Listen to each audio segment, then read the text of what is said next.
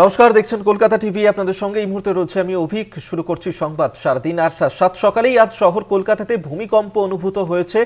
এই উৎসস্থল ছিল নেপাল, যেমনটা জানা যাচ্ছে। উত্তরবঙ্গের বেশ কিছু এলাকাও কেঁপে উঠেছিল ভূমিকম্পের জেরে। মৃদু কম্পন অনুভূত হয়েছে বিভিন্ন জায়গাতে, কম্পন অনুভূত হয়েছে এছাড়াও দিল্লি, বিহারে। সাত সকালে শহর কলকাতায় ভূমিকম্পে কেঁপে উঠল শহর কলকাতা তো বটেই, পাশাপাশি উত্তরবঙ্গেরও বেশ কিছু এলাকা কেঁপে উঠেছে। দিল্লি, বিহারে সেখানেও এই ভূমিকম্প অনুভূত হয়েছে। যেমনটা জানা যাচ্ছে, এই ভূমিকম্পের উৎসস্থল ছিল নেপাল এবং সকাল সকালে এই ভূমিকম্পের খবর, যেখানে শহর কলকাতাও কেঁপে উঠেছিল ভূমিকম্পে। আজ সকাল নাগাদ এই ভূমিকম্প হয়। ভূমিকম্পের তীব্রতা ছিল 7.1। আমরা এই নিয়ে আরো জানবো।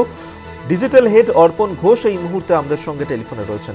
অর্পণ দা, দেখো অভিক, আজকে যে বিষয়টি জানা গিয়েছে সেটা হচ্ছে নেপালের তিব্বতে ভূমিকম্প হয়েছে এবং তার কম্পন অনুভূত হয়েছে ভারতবর্ষ সহ 5টি দেশে, এবং সেই সঙ্গে আজ সাত সকালে কলকাতায় ভূমিকম্প অনুভূত হয়েছে। 6:35 নাগাদ আজকে কলকাতায় ভূমিকম্প অনুভূত হয়েছে। বিশেষত সল্টলেক এবং নিউ টাউন এলাকাতে সেটা দেখা গিয়েছে। যারা নাইট শিফটের যারা কাজ করেছেন এবং যারা মর্নিং শিফটে কাজ করেছেন, তারা 6:35 নাগাদ এই কম্পন অনুভূত করে এবং তারা সঙ্গে সঙ্গে যে সমস্ত হাই রাইজ বিল্ডিং রয়েছে সেখান থেকে নেমে আসেন।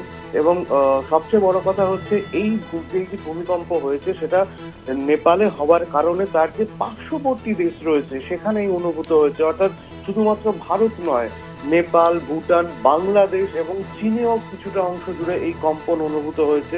3 মাস ধরে এই ভূমিকম্প হয়, যেটা আত্মাসক্য বলা যেতে পারে। প্রথম ভূমিকম্প 6:35, যার রিক্টার স্কেলে তীব্রতা ছিল 7.1। তারপরেই কিন্তু 7:02 এই ভূমিকম্প হয় এবং তারও তীব্রতা ছিল 4 পয়েন্টের ওপর, এবং 7:07 তৃতীয় কম্পন অনুভূত হয়, যার তীব্রতা ছিল 4.9 রিক্টার স্কেলে।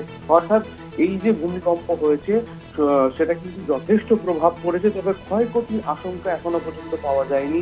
ভারতের মধ্যে কলকাতা, উত্তরবঙ্গ সহ দিল্লি এবং বিহারে অনুভূত হয়েছে। বিহারের মধুবনীতে এই ভূমিকম্পের মারাত্মক এফেক্ট পড়েছে। তবে এখনো পর্যন্ত যা রিপোর্ট, তাদের ক্ষয়ক্ষতির কোনো রিপোর্ট আসেনি।